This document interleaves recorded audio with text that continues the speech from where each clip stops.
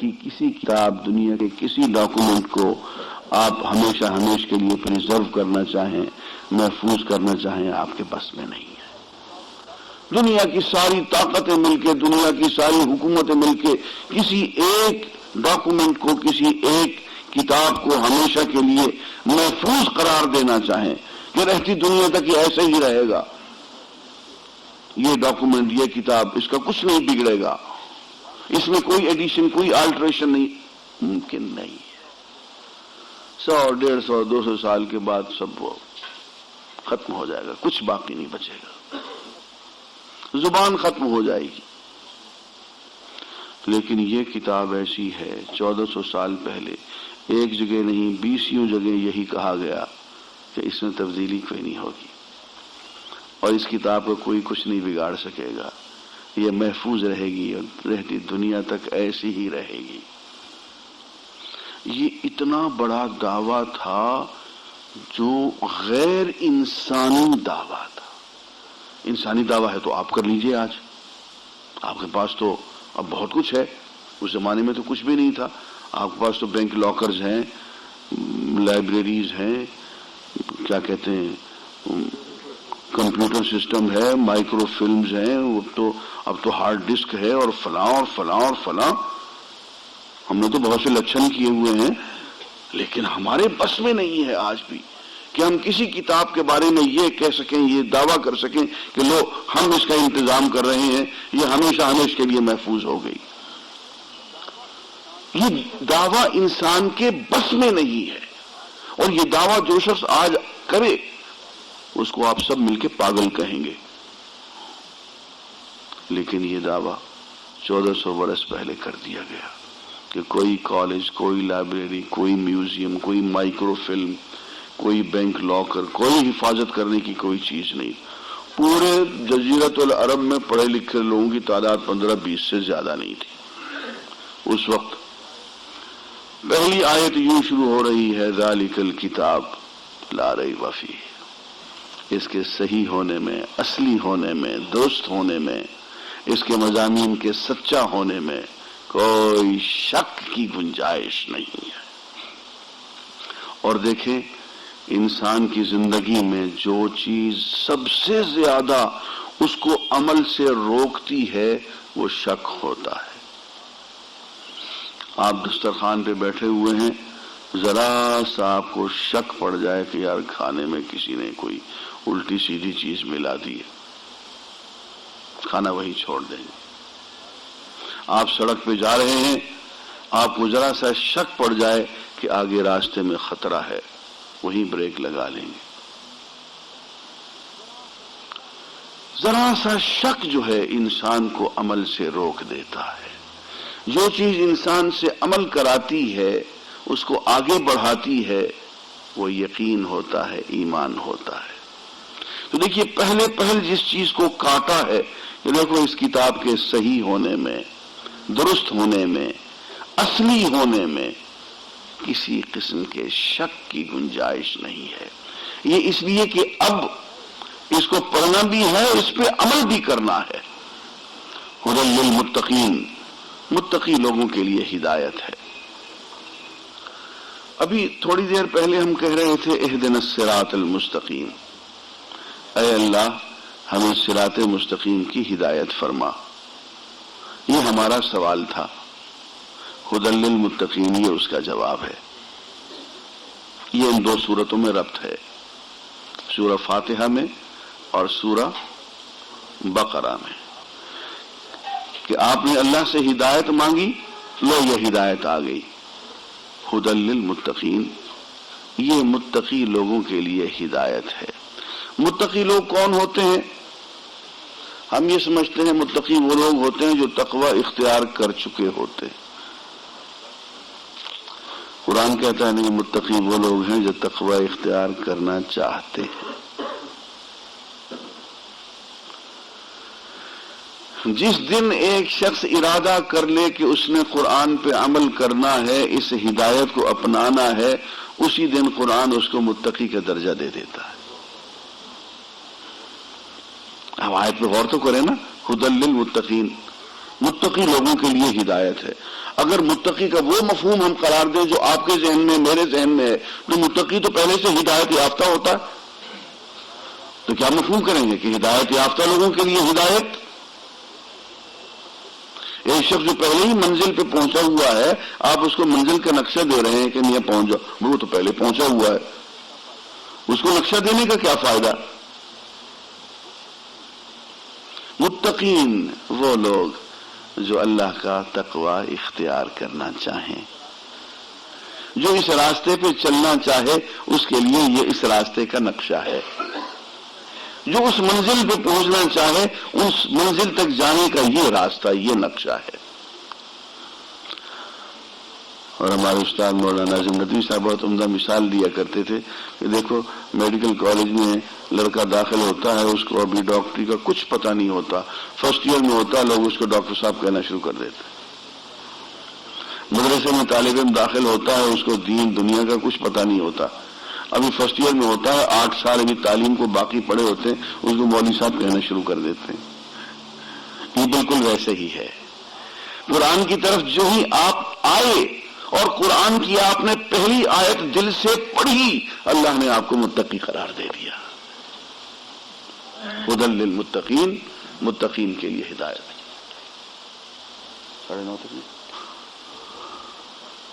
وہ لوگ جو تقوی اختیار کرنا چاہیں ان کے لیے ہدایت کا سامان ہم نے تمہیں آگے رکھ دیا ہے۔ اب متقین کون ہیں؟ اب دیکھیے اس کی تعریف آگے بیان کر دی۔ الذین یؤمنون بالغیب، وہ لوگ جو ان دیکھے اللہ کو مان لیتے ہیں، بغیر دیکھے ایمان بالغیب۔ لوگوں کو بہت حیرت ہوتی ہے کہ بغیر دیکھے کیسے مانا جا سکتا ہے۔ عزیزان گرامی، اس کا تعلق پیاس سے ہے۔ مجھے سخت پیاس لگی ہوئی ہے، آپ نے پانی کا گلاس آگے رکھ دیا اور میں کہوں کہ ثابت کرو کہ یہ پانی ہے، ایسا کبھی نہیں ہوتا۔ پیاس لگی ہوئی ہے، آپ نے پانی دے دیا، میں جھٹ غٹا غٹ پی جاؤں گا، کبھی میں اس میں تردد نہیں کروں گا کہ یار یہ پانی ہے یا کچھ اور چیز ہے۔ اس کا تعلق پیاس سے ہے، طلب سے ہے۔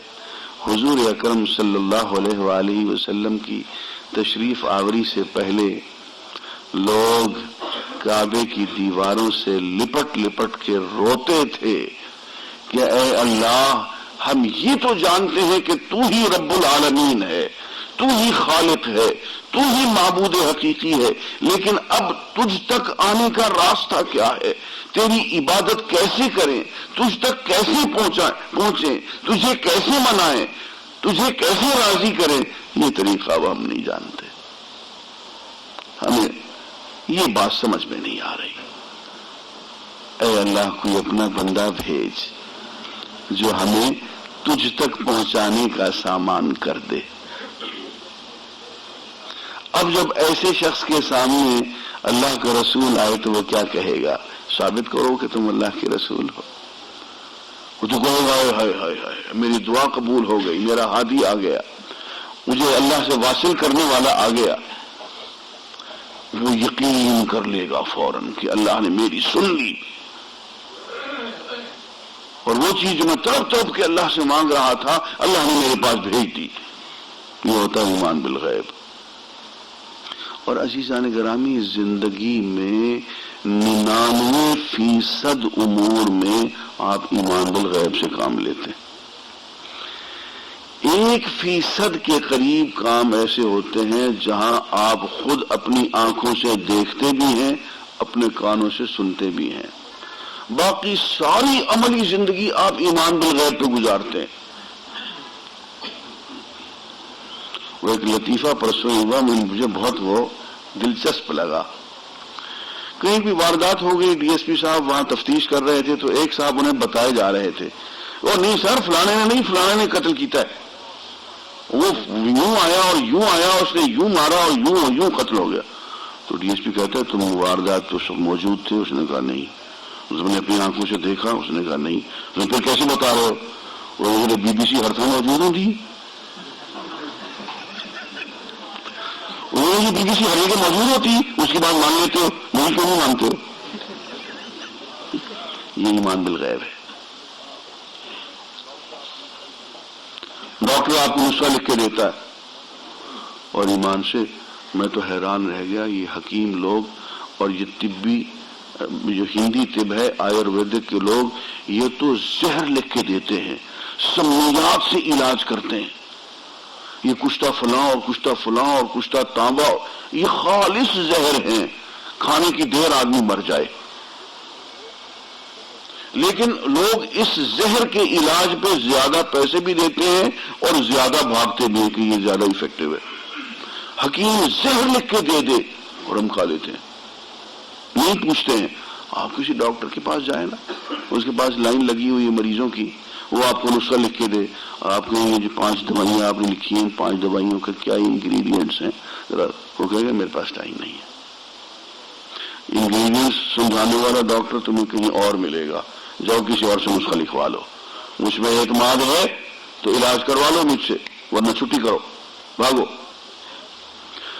وہ آپ کو زہر لکھ کے دے دے، وہ آپ کو الٹی سیدھی چیز لکھ کے دے دے، آپ چپکے سے جاتے ہیں، وہ بازار سے لیتے ہیں اور کھا لیتے ہیں۔ یہ کیا ہے؟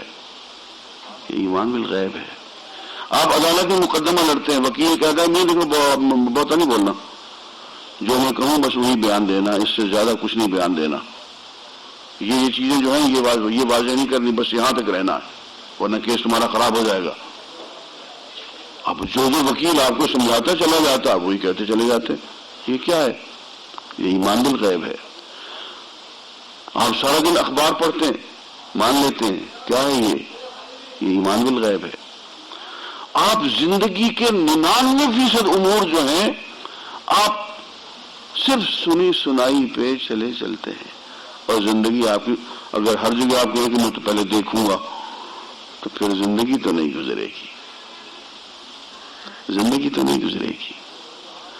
اب دیکھنا یہ ہے کہ آپ بی بی سی کی تو مان لیں، آپ CNN کی تو مان لیں، آپ پی ٹی کی بھی تو مان لیں، لیکن نہ مانے تو اس کی مانے جس کو دنیا نے صادق کہا اور امین کہا،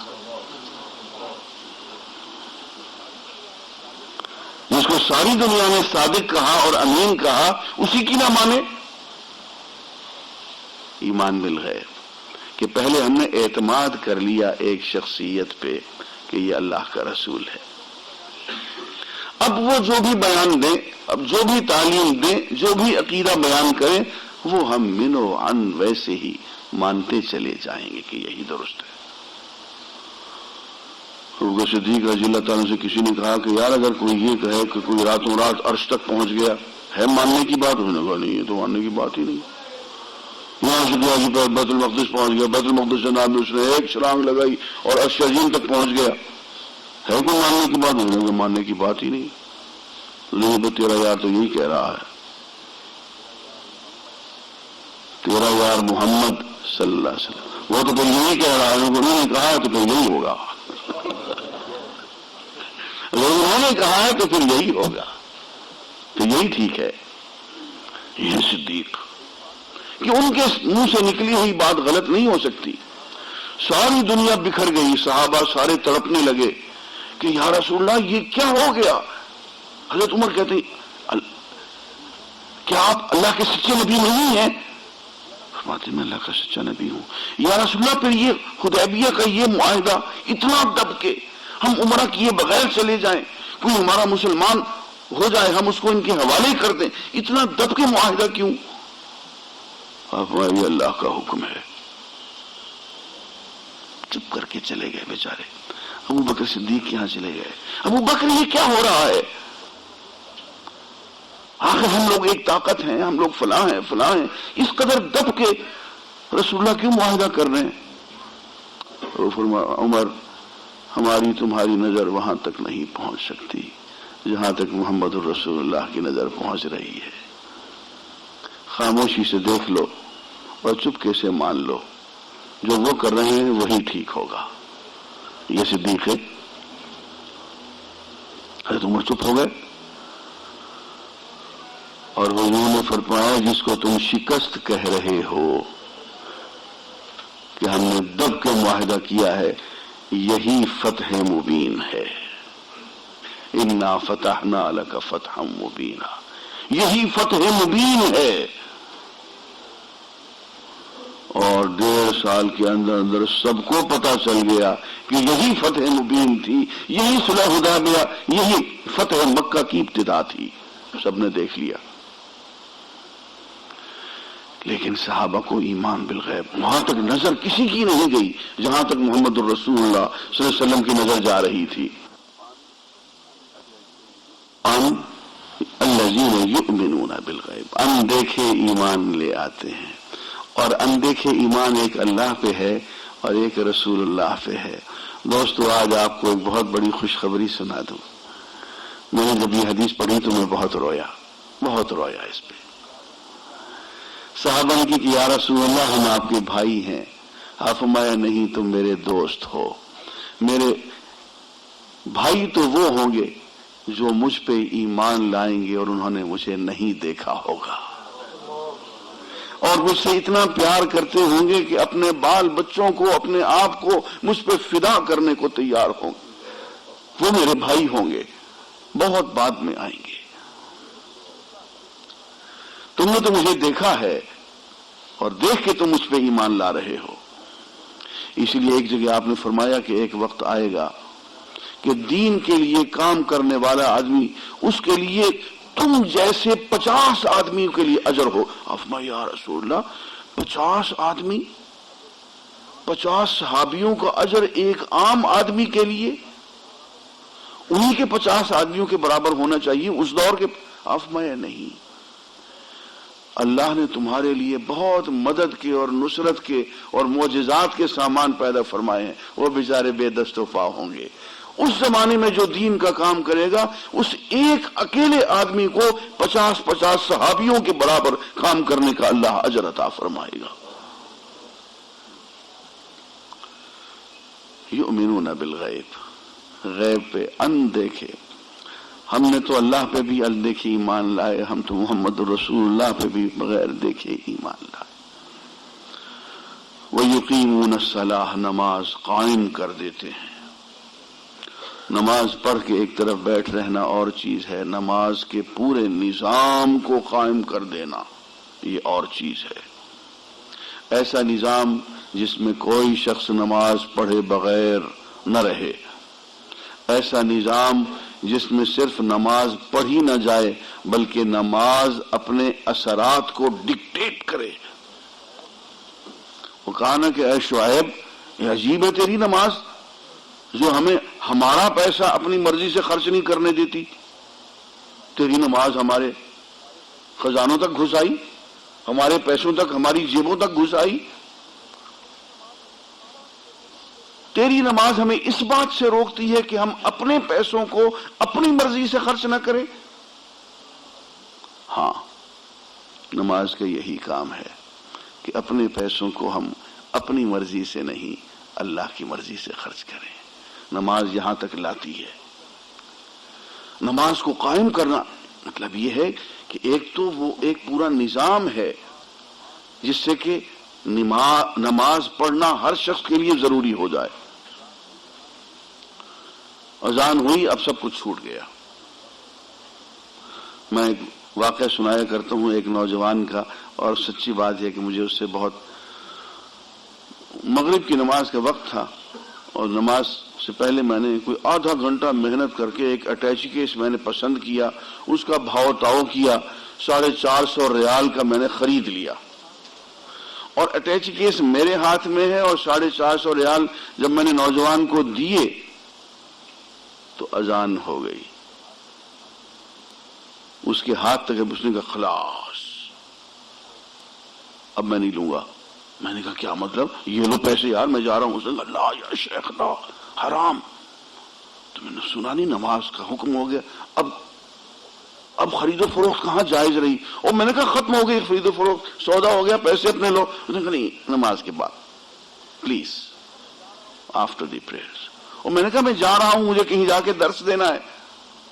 اس نے کہا تو کہیں اور سے خرید لو.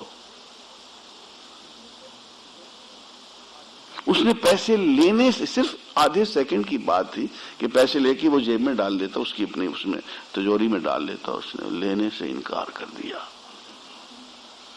یہ نماز کا ایک نظام قائم ہے ان کے ہاں کہ وہ جب اذان ہو جاتی ہے، اور حدیث میں بھی یہی ہے کہ حضور اکرم صلی اللہ علیہ وآلہ وسلم ہمارے ساتھ بہت پیار محبت کی باتیں کر رہے ہوتے تھے، اور جب اذان ہوتی تھی کان یقوم عنا کأنہ لا یعرفنا، ہم سے یوں کھڑے ہو کے علیحدہ ہو جاتے تھے جیسے ہمیں پہچانتے ہی نہیں ہیں۔ حدیث کے الفاظ ہیں، کان یقوم عنا کأنہ لا یعرفنا، ہم سے علیحدہ کھڑے ہو کے یوں علیحدہ ہو جاتے تھے جیسے ہمیں پہچانتے ہی نہیں ہیں۔ اذان ہوئی اور بس بات ختم ہو گئی، بلاوا آ گیا، اب سائیں نے بلایا ہے تو باقی اور کیا ہوتے ہیں۔ یہ ایک نظام کہ نماز کا دل میں احساس ہو، ہمارے دل مساجد میں اٹکے ہوئے ہوں، اللہ کی آواز، اللہ کی اذان کہ ہم منتظر ہوں کہ اب 10 منٹ رہ گئے، اب 5 منٹ رہ گئے، اب اذان آنے والی ہے، پہلے سے وضو کر کے تیار بیٹھے ہوں، ایک اس کا دھیان بندھ جائے۔ اور دوسرا یہ ہے کہ نماز کے جو اثرات ہیں، ایسا نہیں ہے کہ نماز پڑھ کے آئیں اور پھر غلط تولنا شروع کر دیں، نماز پڑھ کے آئیں پھر رشوت لینا شروع کر دیں، نہیں، ان الصلاۃ تنہی عن الفحشاء والمنکر، نماز ہر فحشاء سے، ہر بے حیائی اور ہر گناہ کے کام سے روک دیتی ہے۔ نماز قائم کرنے کا مطلب یہ ہے کہ نماز پڑھائی جائے اور نماز کے اثرات ہماری انفرادی اور اجتماعی زندگیوں تک پہنچ جائیں۔ وہی کھانا کھایا ہضم ہی نہیں ہوا، کیا فائدہ ہوا پھر اس کا؟ نماز پڑھی اس کا کوئی اثر ہی نہیں ہوا۔ یقیمون الصلاۃ، نماز قائم کرتے، وَمِمَّا رَزَقْنَاهُمْ يُنْفِقُونَ، اور جو ہم نے ان کو رزق دے دیا ہے اس میں سے اللہ کے راستے میں خرچ کرتے ہیں۔ یہ تیسری صفت ہے متقین کی۔ پہلی صفت ایمان، دوسری صفت عبادت، اور تیسری صفت انفاق۔ نماز کا صرف ذکر کیا اس لیے کہ نماز سب سے ابھری ہوئی عبادت ہے، یہاں مراد اس سے عبادات ہیں، ساری کی ساری عبادات ہیں کہ ایمان لاتے ہیں اور عبادت کرتے ہیں۔ اور تیسرا، اب دیکھیے نماز جو ہے وہ ایک عجیب نظام ہے جس میں آپ محلے کے اندر 5 مرتبے لوگوں کو ملتے ہیں اور ہر ایک کی خبر گیری کا نظام بن جاتا ہے۔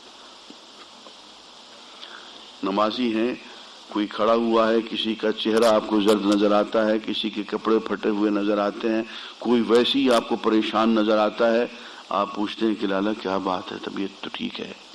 وہ کہتے ہیں جی میں تو بیمار ہوں، آپ اس کے علاج کے انتظام۔ کوئی کہتا ہے جی نہیں میرے تو گھر میں 2 دن سے کھانا نہیں پکا، آپ اس کی خدمت کے لیے کچھ، یہاں سے زکوٰۃ کا نظام شروع ہو گیا، انفاق کا نظام شروع ہو گیا۔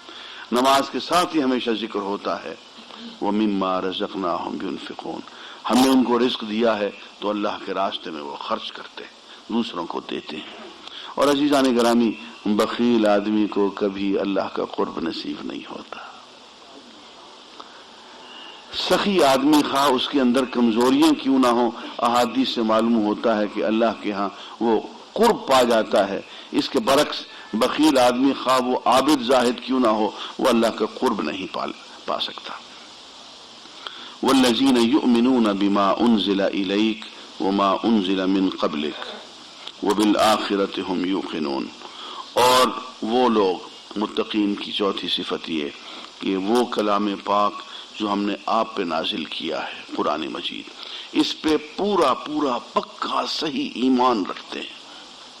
اور وہ کلام پاک جو اے نبی صلی اللہ علیہ وسلم، اے محمد صلی اللہ علیہ وسلم آپ سے پہلے ہم نے نازل کیا، وہ 314 صحیفے کتابیں، ان کے صحیح ہونے پہ بھی ایمان رکھتے ہیں کہ وہ بھی اللہ کی کتابیں تھیں۔ ہم صرف قرآن پہ نہیں، ہم توریت پہ بھی، انجیل پہ بھی، زبور پہ بھی، صحف ابراہیم پہ بھی ہم ایمان رکھتے ہیں۔ وہ تمام صحیفے جو رسولوں پہ نازل ہوئے، ہم ان کی صداقت پہ ایمان رکھتے ہیں۔ اور فرمایا وَبِالْآخِرَةِ هُمْ يُوقِنُونَ، آخرت پہ بھی پکا پکا یقین رکھتے ہیں۔ یہ آخرت کا یقین جو ہے یہ انسان کی زندگی کو ذمہ داری عطا کرتا ہے۔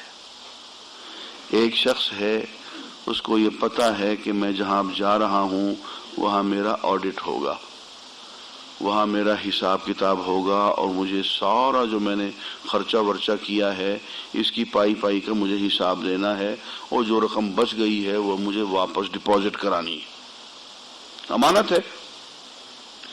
ایک وہ ہے، وہ کہتا ہے مجھ سے کنے پوچھنا جی، مجھ سے تو کوئی پوچھنے والا ہی نہیں۔ ان دونوں کے رویے میں بہت بنیادی فرق ہوگا۔ ایک کا رویہ جو ہے وہ مسئولیت کا رویہ ہوگا، ذمہ داری کا رویہ ہوگا، اکاؤنٹیبلٹی کا رویہ ہوگا، دوسرے کا غیر ذمہ داری، اس میں کوئی sense of responsibility, sense of accountability. اور یہی ہیں وہ دو چیزیں جو ایک مومن اور غیر مومن کا بنیادی فرق بن جاتی ہیں۔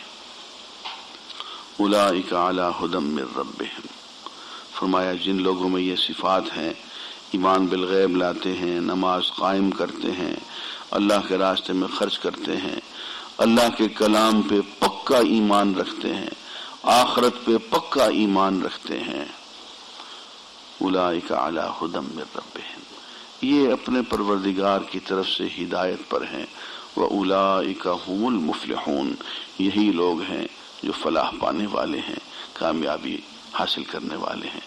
وآخر دعوانا الحمدللہ رب العالمین۔ میں 15 منٹ آپ کے لیے بچا رہا ہوں سوالات کے لیے۔ مستحب وقت ہے، لیکن جب تک کہ عشاء کی اذان نہیں ہوتی اس وقت تک مغرب کا وقت باقی ہوتا ہے۔ اگر کسی وجہ سے، کسی عذر سے دیر ہو گئی تو 1 گھنٹہ 20 منٹ تک نماز ادا کی جا سکتی۔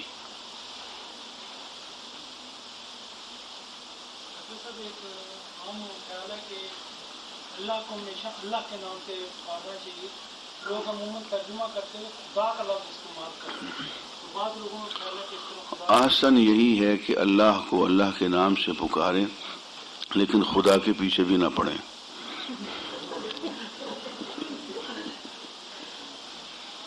ترجمہ کئی زبانوں میں ہو سکتا ہے اور لوگ کرتے چلے آئے ہیں، اب خامخواہ لوگ پتہ نہیں کیوں پیچھے پڑ گئے ہیں اس کے، یہ کوئی جرم بھی نہیں ہے، بالکل جائز نہیں ہے۔ بسنت کا تہوار ہندو مذہب کا تہوار ہے، دیکھیے اس بات کو ذرا دھیان سے سنیں، بسنت کا تہوار ہندو مذہب کا تہوار ہے، جیسے آپ کی عید الفطر ہے، جیسے ان کی دیوالی ہے، ویسے ان کا بسنت ہے۔ اس کو منانا انتہائی بے غیرتی کی بات ہے۔ کوئی صاحب مجھے یہ ثابت کر کے دیں کہ یہ ان کے مذہب کا تہوار نہیں ہے، اور یہیں پہ تو وہ حدیث عمل میں آتی ہے کہ من تشبہ بقوم فہو منہم، جو کسی قوم کے ساتھ تشبہ اختیار کرتا ہے انہی میں سے ہو جاتا ہے۔ غلط بات ہے، کوئی گنجائش نہیں ہے ان کی۔ حضرت محمد رسول اللہ صلی اللہ علیہ وسلم کا تہوار جو پیدائشی دن، تاریخ اور وفات کی تاریخ، یہ شکر کریں کہ اللہ نے ہمیں بھلوا دیا۔ حضور اکرم صلی اللہ علیہ وسلم کی جو ولادت کا دن ہے وہی آپ کی وفات کا دن ہے، تاریخاً بھی اور دن کے اعتبار سے بھی۔ جو تاریخ حضور کی وفات کی ہے وہی تاریخ حضور کی پیدائش کی بھی ہے، اور یہ اللہ کا عجیب کرم ہے کہ اللہ نے بھلوا دی۔ یہ تو بھولنے کے باوجود ہم یہ کچھ کر رہے ہیں، اور اگر صحیح یاد ہوتی تو کیا کچھ نہ کرتے۔ یہ تو 12 دنوں میں ہم یہ تماشے کر دیتے ہیں نا، اس میں مصلحت ہے۔ دیکھیے صحابہ کرام اتنی اہم بات، تاریخی اہمیت کی چیز، اس میں اختلاف ہو گیا۔ بعض کے نزدیک وہ 9 ربیع الاول ہے، بعض کے نزدیک وہ 12 ربیع الاول ہے۔ زیادہ جو دھیان جاتا ہے اور صحیح جو نظر آتی ہے وہ 9 ربیع الاول ہے۔ بعض علماء کرام الف لام میم کاف ہا یا عین صاد بطور وظیفہ ورد کرتے ہیں. ان کا مقصد در حقیقت کیا ہوتا ہے؟ اگر ان کا مفہوم مخفی ہے تو یہ وظیفہ کرنا کہاں تک صحیح ہے؟ دیکھیں، ذکر تو اس کو بطور ذکر کے تو اسے اختیار کیا جا سکتا ہے. اللہ کا کلام تو ہے نا، اللہ کے الفاظ تو ہیں، اس لیے اس کے ذکر کرنے میں تو کوئی چیز مانع نہیں ہے. البتہ اس کے مفہوم کو متعین کرنے میں مانع ضرور ہے کہ ہم وہ اس کی مراد کو ہم صحیح طور پہ نہیں جانتے. قرآن پاک میں ارضن کا مطلب ایک زمین ہے یا جمع کے طور پر ہے؟ 7 زمینیں. زمین سے مراد یہی زمین ہے، اور یہ 7 زمینوں کا کانسیپٹ جو ہے یہ بعض روایات میں آیا ہے، قرآن مجید میں نہیں آیا. قرآن مجید میں ارض سے مراد یہی زمین ہے. عورت اہل تشیع اور مرد سنی کا نکاح آپس میں جائز ہے. اگر انہوں نے شادی کی ہوئی ہے تو ان کو ملنا چاہیے یا نہیں، یا ان کے گھر سے کھانا وغیرہ جائز ہے یا نہیں. بات اہل تشیع اور اہل سنت ہونے کا نہیں ہے، بات مسلمان اور کافر ہونے کا ہے. اگر دونوں مسلمان ہیں تو نکاح جائز ہے، اور شیعہ میں سے سب لوگ مسلمان نہیں ہیں اور سب لوگ کافر نہیں ہیں. کفر کا تعلق کسی فرقے سے نہیں ہوتا، کفر کا تعلق عقیدے سے ہوتا ہے. اگر کسی شیعہ کا یہ عقیدہ ہے کہ یہ قرآن مجید جو ہے یہ اصلی والا نہیں ہے تو وہ کافر ہو گیا. اب شیعوں میں زیدی فرقہ ہے، میں جہاں تک ان کے عقائد کو جانتا ہوں مجھے کوئی ایسا عقیدہ نظر نہیں آیا جس کی وجہ سے میں ان کو کافر کہہ سکوں. شیعوں میں بہت سے لوگ ہیں، میں جب ان سے پوچھتا ہوں کہ تمہارا عقیدہ کیا ہے، کہتے یہ مسلمان ہیں. لیکن خود اہل سنت میں بعض بزرگ ایسے میں نظر آتے ہیں کہ ان کو مسلمان کہنا مشکل نظر آتا ہے ہمارے لیے. اہل سنت میں بھی ہیں.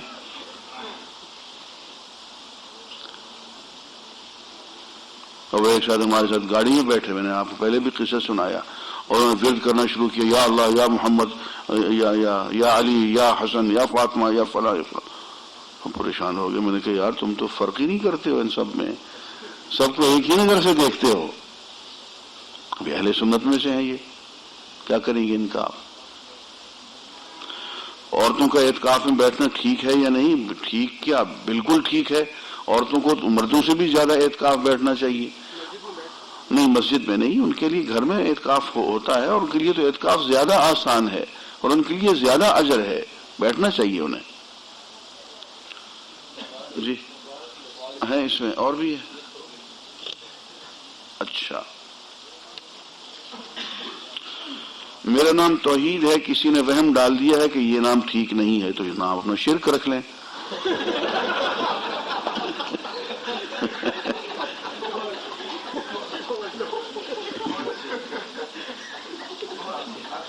جی آپ کو اپنے پروجوں میں محلے میں کم از کم جب ٹنگ بازی ہوتی ہے نا، یہ منع کر دیا کریں.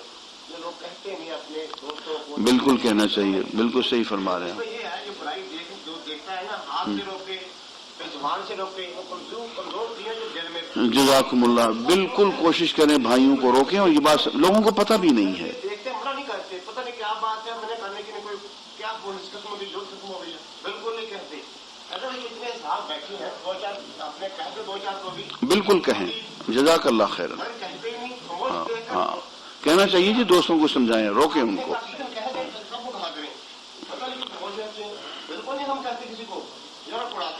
آپ نے پچھلی مرتبہ کہا تھا کہ نماز خود پڑھائیں. یہاں تو اس قدر فرقہ بندی ہے کہ سمجھ ہی نہیں آتا کہ کون صحیح ہے. جب اللہ ایک، قرآن ایک، رسول ایک، تو پھر یہ سب کچھ کیا ہے؟ بریلوی اہل حدیث سے لڑتے ہیں، وہ تو ہر ایک سے لڑتے ہیں، صرف اہل حدیث سے کہاں لڑتے ہیں بیچارے. یہ بیچارے محبت کے مارے ہوئے ہیں، اور ان کی محبت ان سے سنبھالی نہیں جاتی. اصل میں بات یہ ہے، جہاں تک میں جانتا ہوں، بریلوی حضرات کے ساتھ اگر محبت سے پیش آئیں تو بات بن جاتی ہے. نفرت کا علاج کبھی نفرت سے نہیں ہوتا، نفرت کا علاج ہمیشہ محبت سے ہوتا ہے. اس لیے ان کے ہاں جانا چاہیے، ان کی محفلوں میں بھی بیٹھنا چاہیے، اور وہاں موقع مل جائے تو کہہ دینا چاہیے کہ باقی تو سب ٹھیک تھا، بس اگر یہ نہ ہوتا تو کیا ہی اچھا تھا. ایسا کرنا چاہیے. غلطی پہ بہت پیار سے محبت سے ان کو ٹوکنا چاہیے. لیکن اگر ایک ہی ڈنڈے سے کہہ دیے کہ تم تو مشرک ہو، تم تو بدعتی ہو، تم فلاں ہو، اس سے اصلاح نہیں ہوگی. اگر نماز کا وقت ہو رہا ہو اور اگر کوئی پولیس والا روکے اور نماز کا وقت ہو گیا ہو یا ختم ہو رہا ہو اور وہ رشوت طلب کرے تو کیا رشوت دینا درست ہے؟ جی نہیں، پھر بھی درست نہیں ہے. رشوت دینا کبھی بھی درست نہیں ہے. کیا تصویر بنانا اور بنوانا درست ہے؟ اگر درست نہیں ہے تو آپ نے رمضان مبارک کی آخری اتوار کو تصاویر کیوں بنوائی؟ یہ تو مجھے یاد نہیں، کوئی بنا کے چلا گیا ہوگا بھائی. اب یہ بھی بن رہی ہے. بقول مولانا مودودی وہ کہا کرتے تھے کہ اس دور میں تصویر کا بن جانا تو ایسا ہی ہے جیسے کوئی چھپ کے آپ کو گولی مار دے، آپ کو پتہ نہیں ہوتا بن جاتی ہے. لیکن میں آپ سے یہ بھی عرض کر دوں کہ اب تصویر یہ جو کیمرہ ہے اس کے بارے میں بارہا بتا چکا ہوں کہ وہ فتویٰ جو کہ لوگوں کے ذہن میں ہے وہ درست نہیں ہے. ان دو میں آپ کو فرق کرنا پڑے گا. ایک وہ تصویر جو کہ 3 ڈائمینشنل ہے جس کو شریعت میں ذی ذل کہتے ہیں، اور ایک وہ جو 3 ڈائمینشنل نہیں ہے. علماء کے ایک بہت بڑے طبقے نے اور اکثریت نے ویڈیو کیمرہ کو اور عام کیمرہ کو استعمال کرنا جائز قرار دیا ہے، اور اس کو انہوں نے علم کا ذریعہ قرار دیا ہے. کہ شادی کی ویڈیو فلم بنوانا درست ہے؟ اگر یہ شک ہو کہ کہیں میری بیوی بدل جائے گی تو پھر بنوانا تو بہت ضروری. تصویر تو ہونا بھی اس کی کہ یہی میری بیوی ہے. اگر یہ شک ہے تو ویڈیو فلم بنوا لینی چاہیے.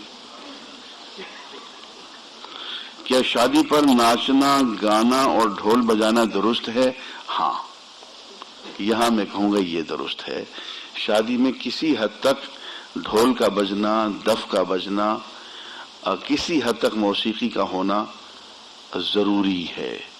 یہ شادی کا اعلان ہوتا ہے، اور حضور اکرم صلی اللہ علیہ وسلم نے نہ صرف اس کی اجازت دی ہے بلکہ ایک آدمی سے پوچھا ہے کہ بھئی یہ کیسی شادی ہو رہی ہے جس میں کوئی ڈھول باجا نہیں ہے؟ کسی حد تک ہونا چاہیے، لیکن وہ نہیں جو عام لوگ پھر وہ جو مجرے شروع کروا دیتے ہیں، وہ نہیں. ایک جیسے دف بجتی ہے یا ڈھول بجتا ہے، اس قسم کا ایک اعلان کی شکل. نہیں، مہندی کی رسم جائز نہیں ہے. ویسے مہندی لگاتے رہیں، رسم اس کی جائز نہیں ہے. ٹائم ختم ہو گیا جناب، سوالات بھی ختم ہو گئے ہیں. اچھا تو میں جلدی سے کر دیتا ہوں. میرا بیٹا الحمدللہ قرآن حفظ کر رہا ہے. ماں ہونے کی حیثیت سے اگر اس کو شرارتوں یا غلطیوں پر سختی کر سکتی ہوں یا نہیں؟ سختی آخری چیز ہے، پیار سے سمجھائیں. قضائے حاجت سے فارغ ہو کر ہاتھ دھوتے ہوئے کلمہ پڑھتے ہیں، کیا یہ جائز ہے؟ ہاتھ دھونے کے لیے کلمہ پڑھنا ضروری نہیں ہے، ویسے جب چاہیں کلمہ پڑھتے رہیں. وہ آیت کس پارے میں ہے جو آپ نے بتایا تھا کہ نبی صلی اللہ علیہ وسلم نے ہجرت کے وقت حضرت علی کو پیچھے چھوڑا تھا تو پڑھی تھی؟ وہ سورہ یاسین کی دوسری آیت ہے. لیجیے صاحب، وقت بھی ختم ہو گیا اور سوالات بھی میرے خیال میں. جی دوسری آیت. جی نعت پڑھنا بالکل جائز ہے اور ضروری ہے اور فائدہ مند ہے، بشرطے کہ اس میں کوئی شرکیہ کلمات نہ ہو. ہاں جی اعلان کر دیں.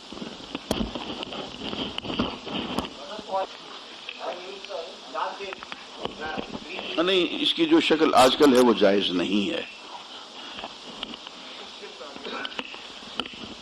بسم اللہ الرحمن الرحیم. حضرات، ایک تو آپ سب کا بہت بہت شکریہ، آپ لوگ اتنی سخت موسم میں اتنی صبح تشریف لائے. کچھ معذرت آپ سے کہ پروگرام دیوان خاص میں تھا، لیکن ان کی کچھ مجبوری کی وجہ سے انہوں نے اپنے اس حال میں اس کو شفٹ کیا. آئندہ انشاءاللہ پروگرام وہی ہوگا، ویسے مستقل جگہ اس کی وہی ہے. یہ وقتی طور پہ ہمیں ذرا یہاں آنا پڑا. دوسرا یہ کہ ذرا وقت کا تھوڑا سا ضرور خیال کریں. صبح وقت پر آئیں تو آپ کو زیادہ سے زیادہ فائدہ ہوگا. بیچ میں آئیں تو پتہ نہیں چلتا کہ پہلے کیا گفتگو ہوگی کیا نہیں. اس کے بعد یہ کہ انشاءاللہ ہم کوشش کریں گے کہ آج کا جو درس ہے اس کو پرنٹڈ فارم میں بھی اور آڈیو ویڈیو میں بھی اگلے درس پر لے کر آئیں، اور کوشش اس کی یہ کریں گے کہ قرآن پاک کے وہ الفاظ جو ڈاکٹر صاحب نے نکالے ہیں قرآن آسان میں، وہ الفاظ ہم جتنا یہ پارہ پڑھتے چلے جائیں گے، ان کے اندر وہ الفاظ جتنے آتے چلے جائیں گے ان کو بھی بیچ میں اس پرنٹڈ فارم میں شامل کریں گے. اور آپ سے گزارش ہے کہ آپ ساتھ ساتھ ان کو یاد کرتے چلے جائیں. وہ کوئی اتنے زیادہ نہیں ہوں گے، ہر بار درس میں کوئی 3 4 5 لفظ آ جائیں گے ایسے. انشاءاللہ جب 1 پارہ اور 1.5 2 پارے کے قریب ہم پہنچ جائیں گے تو آپ دیکھیں گے کہ آپ کہیں سے بھی قرآن پاک کھول کے پڑھیں گے تو آپ کو خود قرآن پاک سمجھ آنے لگ پڑے گا انشاءاللہ تعالی. تو ایک تو یہ ہے، اور اس کے علاوہ بس جی پروگرام جی ہر مہینے کی آخری اتوار، چاہے وہ کسی بھی تاریخ کے ہو، آخری اتوار اب جو آئے گی وہ 28 فروری ہے، اور صبح 8 بجے سے 10 بجے تک پروگرام ہے. کوشش کریں کہ نہ صرف خود آئیں بلکہ اس پروگرام میں اپنے ساتھ دوستوں عزیزوں کو بھی زیادہ سے زیادہ شامل کرنے کی کوشش کریں، تاکہ اس تحریک کو جو ہماری تحریک ہے اور قرآن کی طرف، اس کو زیادہ سے زیادہ اور جلد سے جلد عام لوگوں تک پہنچایا جائے اور زیادہ سے فائدہ ہو. بسم اللہ کیجیے، دعا کر لیں. خیال یہ کہ وہ جو اللہم صلی علی سیدنا محمد وعلی آل سیدنا محمد وبارک وسلم. اللہم اشف مرضانا ومرضى المسلمین، اللہم اشف مرضانا ومرضى المسلمین، اللہم اشف مرضانا ومرضى المسلمین. اذهب الباس رب الناس فاشف انت الشافی، لا شفاء الا شفاءک شفاء لا یغادر سقما. ربنا ظلمنا انفسنا وان لم تغفر لنا وترحمنا لنكونن من الخاسرین. ربنا آتنا في الدنيا حسنة وفي الآخرة حسنة وقنا عذاب النار. اللهم ارحمنا بالقرآن العظيم، اللهم ارحمنا بالقرآن العظيم، اللهم ارحمنا بالقرآن العظيم. اے اللہ قرآن مجید کو ہمارے رگ ریشے میں اتار دے. اے اللہ ہمارے جسم کے روح میں، ہماری روح میں، ہماری آنکھوں میں، ہمارے دلوں میں اے اللہ قرآن مجید کے نور کو بھر دے. اے اللہ قرآن مجید پڑھنے کی، سمجھنے کی، اس پہ عمل کرنے کی اور اس کی تبلیغ کی توفیق نصیب فرما دے. اے اللہ اپنی محبت و معرفت، اپنا ذکر و فکر نصیب فرما دے. اے اللہ اپنے حبیب محمد الرسول اللہ صلی اللہ علیہ وسلم کی محبت، معرفت اور اتباع نصیب فرما دے. اے اللہ اپنی راہ میں جینا اور اپنی راہ میں مرنا نصیب فرما دے. اے اللہ زندگی بھر کے گناہوں کو معاف فرما. اے اللہ یہ ملک، یہ پاکستان جو تیرے نام پہ حاصل کیا گیا، اس میں اسلامی نظام تعلیم و اسلامی نظام شریعت کے نفاذ کی صورت پیدا فرما دے. اے اللہ ہم تیری اور صرف تیری عبادت کرتے ہیں، تجھ سے اور صرف تجھی سے مدد مانگتے ہیں. اے اللہ تو ہماری تمام حاجتیں، تمام مرادیں پوری فرما دے. اے اللہ ہماری تمام مشکلات، تمام بیماریاں، تمام غم، دکھ، درد، تکلیف فرما دے. میں جناب عبدالوحید صاحب کے لیے بھی دعا کرتا ہوں، ان کا شکر گزار ہوں جو یہ تاج محل ہمیں دیتے ہیں اور بلا معاوضہ ہمیں یہ دیتے ہیں درس. اللہ تعالیٰ ان کو بھی دنیا اور آخرت میں ترقی اور بلندی نصیب فرمائے. صلی اللہ علیہ.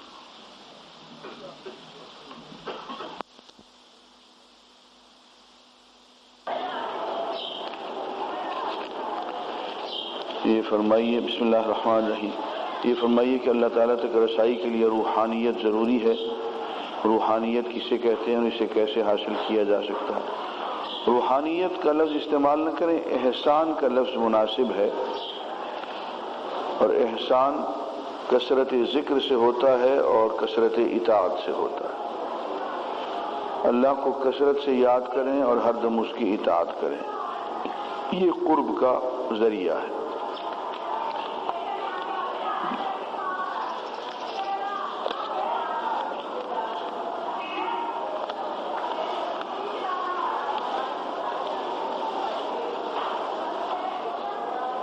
پچھلے دنوں گھر والے درس سننے کے لیے گئے ہوئے تھے، وہاں سارا عورتوں کا اہتمام تھا۔ باہر کے ملک سے ایک ڈاکٹر صاحب خطاب فرما رہے تھے، وہاں کافی ماڈرن عورتوں کے سامنے ڈاکٹر صاحب خطاب فرما رہے تھے، مجھے سن کر بہت عجیب لگا۔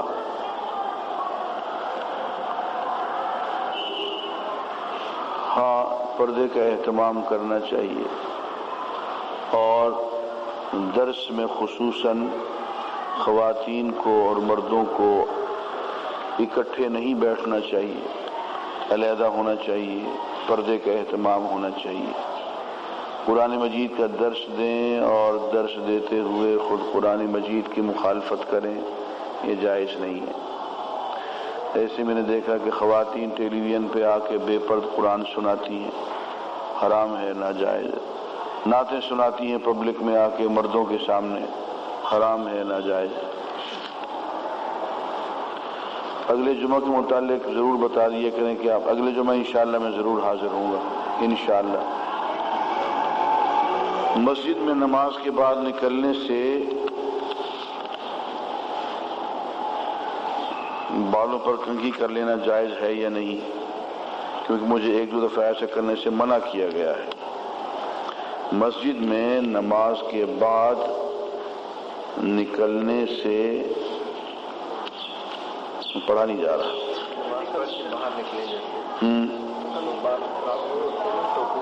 ہاں تو کوئی حرج نہیں، کنگھی تو کر سکتے ہیں، اس سے منع کرنے کی کوئی بات نہیں۔ مسجد میں جب اذان ہو رہی ہو تو قرآن پاک دوران تلاوت تو قرآن پاک جی نہیں، اذان کے دوران تو اذان کو پڑھا جائے گا، تلاوت